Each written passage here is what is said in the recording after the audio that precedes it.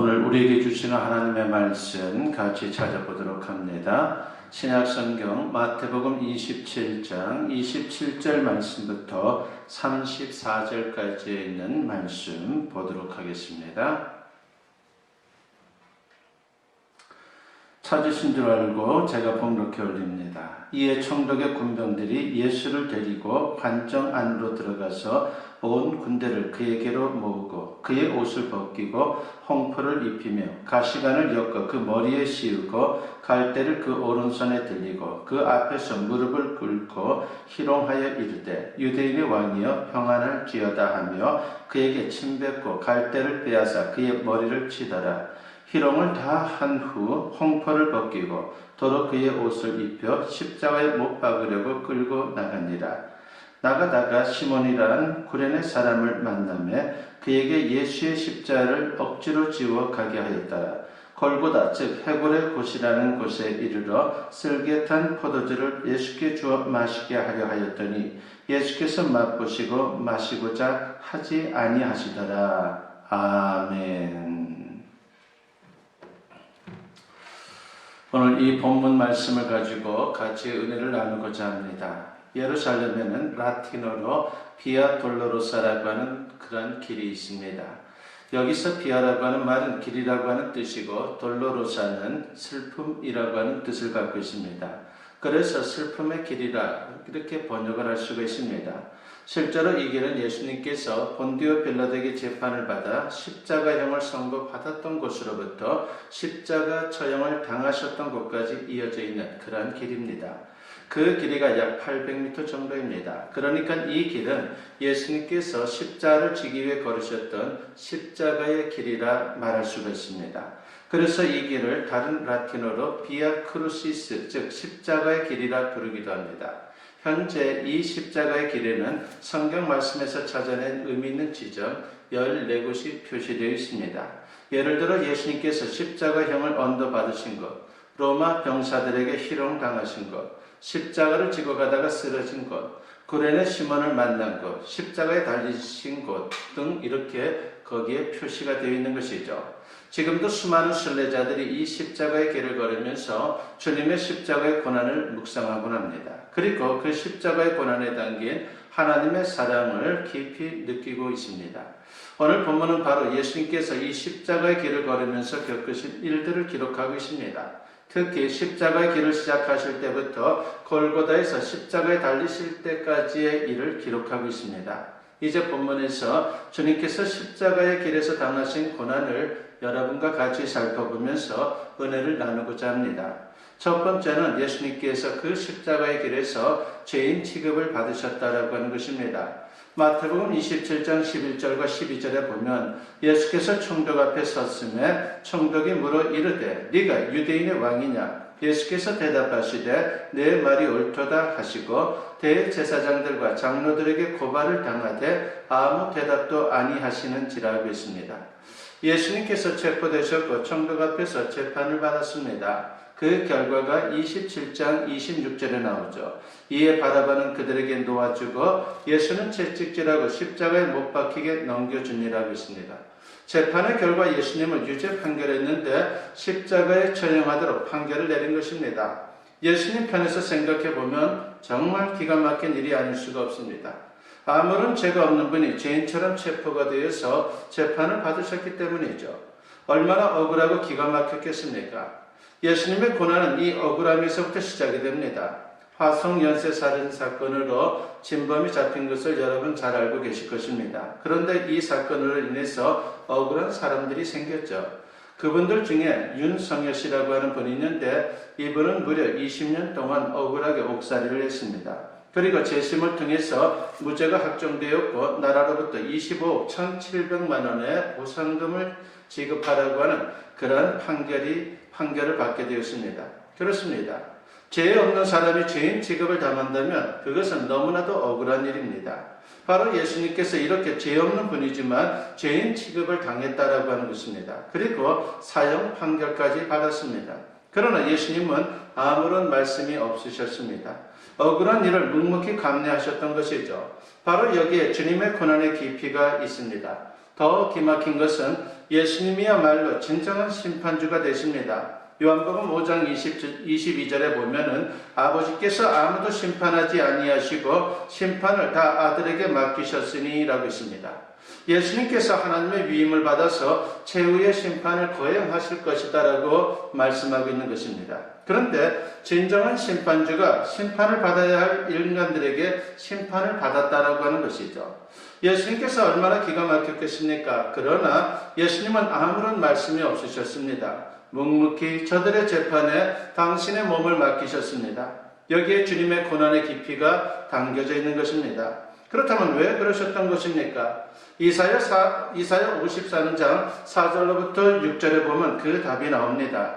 그는 실로 우리의 질고를 지고 우리의 슬픔을 당하였거늘 우리는 생각하기를 그는 징벌을 받아 하나님께 맞으며 고난을 당한다 하였노라. 그가 찔림은 우리의 허물 때문이요 그가 상함은 우리의 죄악 때문이라. 그가 징계를 받음으로 우리는 평화를 누리고 그가 채찍에 맞음으로 우리는 나음을 받았도다. 우리는 다 양 같아서 그릇 행하여 각기 제 길로 갔거늘 여호와께서는 우리 모두의 죄악을 그에게 담당시키셨도다 라고 했습니다. 나의 죄를 대신하여 죄 없으신 예수님께서 고난을 받았다라고 하는 것입니다. 철수라고 하는 아이가 있었습니다.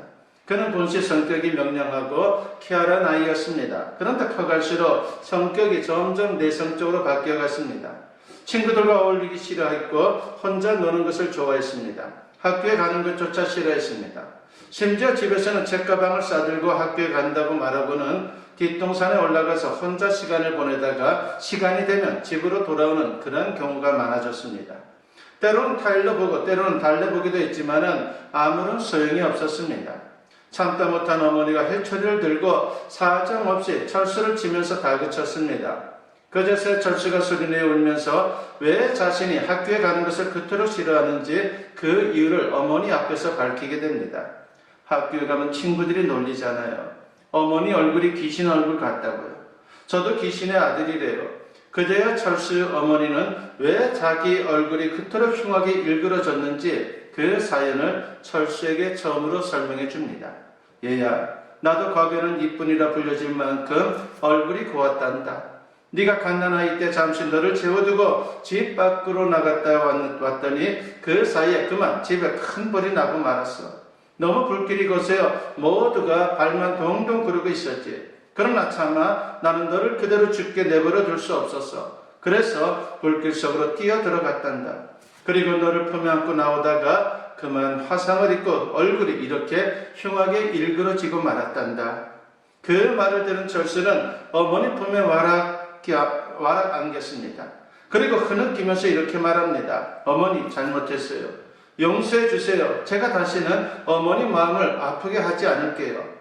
철수는 집 밖으로 뛰어나와서 동네 친구들을 다 불러 모았습니다. 그리고 친구들을 향해서 소리쳤습니다. 나는 이제 더 이상 어머니의 흉한 얼굴을 부끄러워하지 않을 거야. 어머니가 나를 살리기 위해 그렇게 되셨어. 나는 어머니 때문에 산 거야. 이 세상에서 그 누가 뭐라고 해도 우리 어머니가 제일 예뻐라고 그렇게 소리를 쳤습니다. 철수는 그때부터 두 번 다시 어머니의 흉한 얼굴을 부끄러워하지 않았습니다. 그렇습니다. 예수님께서 엄청난 질고를 지신 것은 우리를 위해서라고 하는 것입니다. 예수님께서 슬픔을 당하신 것도 우리를 대신해서 당하신 것입니다. 그 은혜에 감사할 수 있는 우리 모두가 되었으면 합니다. 두 번째로 그 십자가의 길에서 예수님은 수치를 당했다라고 하는 것입니다. 본문 27절로부터 30절에 보니까 이에 총독의 군병들이 예수를 데리고 관정 안으로 들어가서 온 군대를 그에게로 모으고 그의 옷을 벗기고 홍포를 입히며 과시간을 엮어 그 머리에 씌우고 갈대를 그 오른손에 들리고 그 앞에서 무릎을 꿇고 희롱하여 이르되 유대인의 왕이여 평안할지어다 하며 그에게 침 뱉고 갈대를 빼앗아 그의 머리를 치더라 하고 있습니다. 빌라도가 십자가 처형을 명하자 군병들은 먼저 예수님을 희롱했습니다. 그러면서 예수님께서 큰 수치를 당했다라고 하는 것입니다. 이 또한 감당할 수 없는 고난입니다. 본문을 보면 저들이 제일 먼저 한 일이 예수님의 옷을 벗기고 홍포를 입힌 것입니다. 그뿐만이 아닙니다. 십자가 길에서 군병들은 예수님을 희롱하기 위해서 그 입혔던 홍포마저 벗겨버립니다. 이곳에는 군병들은 물론이거니와 예루살렘 사람들이 많이 운집해 있는 그러한 상황이었습니다. 예수님은 공개된 장소에서 옷을 다 벗기는 끔찍한 수치를 당했다라고 하는 것입니다. 중세시대의 한 교회에서 유명 화가에게 십자가에 못 박히신 예수님을 그려달라고 요청을 하게 되었습니다. 화가는 성경을 세밀히 연구하게 되었고 오랜 시간이 걸려 이제 작품을 완성해서 가져오게 됩니다. 그런데 교회 관계자들이 그림을 보고서 깜짝 놀랍니다. 도저히 그 그림을 교회에 걸 수 없었던 것입니다. 십자가에 달리신 예수님이 실오라기 하나 걸치지 않은 나체로 있었기 때문입니다. 그래서 화가에게 왜 예수님을 이렇게 나체로 그렸습니까? 라고 물었습니다. 그러자 화가가 대답합니다. 성경대로입니다. 그렇습니다. 실제로 많은 성서학자들은 예수님께서 나체로 벌거벗겨진 채로 십자가에 달리셨다고 하는 이 말에 동의를 합니다. 예수님은 수많은 사람들 앞에서 발가벗겨졌습니다. 정말 감당하기 어려운 수치를 예수님께서, 하나님의 아들이신 예수님께서 당하신 겁니다. 독일 나치 정권 시절 유대인을 보호해 주다가 포로 수용소에 갇힌 사람이 있었죠. 바로 그 사람이 코리텐붐 여사입니다. 그분의 간증입니다. 그녀는 포로 수용소에서 겪었던 고난과 그 속에서 받은 주님의 은혜를 진솔하게 말했습니다. 하루는 수용소에서 목욕하기 위해 옷을 다 벗긴 채로 샤워실로 끌려갔습니다. 남자 병사가 샤워실 앞에서 자신의 알몸을 쳐다보면서 희롱을 합니다. 이때 그 수치심은 죽는 것보다도 너무나도 힘들었습니다. 그러면서 그때마다 벌거벗겨진 채로 십자가에 달리신 주님을 생각하면서 그 수치를 견뎌낼 수 있었다라고 훗날 고백을 합니다. 그렇습니다. 우리도 수치를 당할 때가 있습니다. 자존심에 큰 상처를 입을 때가 있습니다. 부끄러워 얼굴을 들 수 없을 때도 있습니다. 그래서 차라리 죽고 싶다라고 하는 생각이 들 때가 있습니다. 그때 주님을 생각하십시오. 수치를 당하신 주님을 깊이 생각하십시오. 그러나 더 중요한 것은 주님께서 수치를 당하신 것이 바로 나 때문이다라고 하는 것을 우리는 잊어서는 안 됩니다. 사실 우리가 발가벗겨져야 할 텐데 주님께서 당신의 옷을 벗어서 우리를 가려 주었다라고 하는 것입니다. 우리의 죄가 낱낱이 드러난 망신을 당해야 하는데 주님께서 나 대신 수치를 당하시고 우리의 모든 죄를 다 덮어주신 것입니다. 그래서 옷을 벗기신 주님의 모습을 보면서 우리는 감사할 수밖에 없다라고 하는 것입니다. 세 번째로 십자가의 길에서 우리는 예수님의 육체적 고통을 당하는 그 모습을 볼 수가 있습니다. 26절을 보면 예수는 채찍질하고 십자가에 못 박히게 넘겨주니라고 기록이 되어 있습니다. 빌라도가 예수님을 채찍질한 뒤에 십자가형을 선고했습니다. 당시 로마 군병들이 사용했던 채찍은요 정말 끔찍한 것이었습니다. 서너 개의 가죽끈으로 만들었는데 각 가죽끈 끝에는 나비나 새 조각을 달았습니다. 이 채찍을 가지고 사람에게 휘두르게 되면요 그 채찍으로 맞는 그 살가죽에 그 가죽끝이 박히게 되고 그리고 채찍을 잡아치면 살점이 찢어나오는 그 고통을 겪게 되는 것입니다. 그래서 몇 차례 이 채찍에 맞으면요 온몸은 이내 피 범벅이 될 수밖에 없습니다. 그렇습니다. 예수님은 채찍에 맞으며 끔찍한 고통을 겪었습니다. 우리를 대신하여 주님께서 끔찍한 고통을 겪으신 것입니다. 오늘 본문에는 나오지 않지만 십자가 길에는 예수님께서 십자를 지고 가시다가 쓰러지셨던 장소들이 세 곳이 나옵니다. 예수님께서 십자가 처형 선고를 받으신 뒤에 십자가 길을 걸으실 때 주님은 십자를 직접 지고 가셔야만 했습니다. 대체로 그 무게가 40kg 정도 된다라고 그렇게 얘기들을 합니다. 주님은 밤이 맞도록 대제사장과 백성의 장로들에게 끌려다니면서 신문을 받으시고 다시 빌라도에게 끌려가서 재판을 받았습니다. 그리고 채찍에 맞아 온몸이 상처투성이가 되어 있습니다. 그러면서 온몸이 지칠 대로 지치셨고 기력이 쇠할 대로 쇠해진 그런 상태에서 그 무거운 십자를 지고 골고다 언덕을 오르신 것입니다. 그러면서 여러 차례 넘어지셨습니다. 주님께서 쓰러지신 모습을 묵상하면서 오늘 영적으로 쓰러지고 넘어지는 내 자신을 보게 됩니다. 그러면서 주님께서 연약한 우리를 세우기 위해 넘어지시고 쓰러지셨다는 것을 우리가 깨달을 수밖에 없습니다. 주님은 우리의 무거운 짐을 지고 쓰러지면서 십자가의 길을 가셨다라고 하는 것입니다. 여기에는 중요한 진리가 있는 것입니다. 무거운 짐을 주님께 다 맡기라고 하는 것이죠. 주님이 그 짐을 짊어지고 가겠다라고 하는 것입니다. 기독교의 유명한 순례길이 있습니다. 그것은 야고보의 순례길이라 불리는 순례길인데 프랑스의 생장 피드포르에서 스페인의 산디아고 데 컴포스텔라까지 이어지는 엄청난 길입니다. 그것은 너무나도 긴 여정이 될 수밖에 없습니다. 보통 사람들이 이 길을 걸어가게 되면 40일 정도에서 50일 정도를 걸어갑니다. 그래서 그 길을 걸어가면서 그들은 순례길에 담겨있는 참으로 깊으신 하나님의 은혜를 체험하게 됩니다. 순례길을 걷는 이들에게 가장 중요한 준비는 다른 게 아닙니다. 짐을 가볍게 하는 것입니다. 무거운 짐을 다 내려놓는 것입니다.